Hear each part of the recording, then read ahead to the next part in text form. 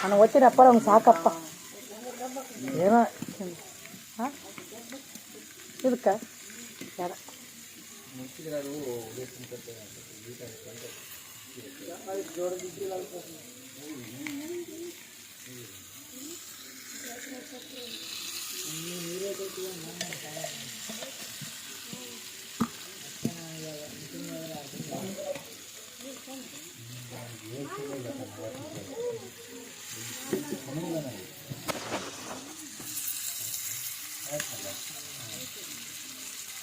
ನೋಡಿ ಫ್ರೆಂಡ್ಸ್,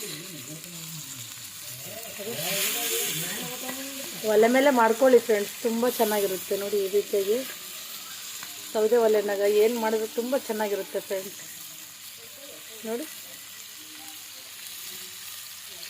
ಎಣ್ಣೆ ಬಿಟ್ಕೊಂಡು ಮಾಡಿ ನೋಡಿ, ಮಾಡಿರೋದು ತುಂಬ ಚೆನ್ನಾಗಿರುತ್ತೆ ಫ್ರೆಂಡ್ಸ್.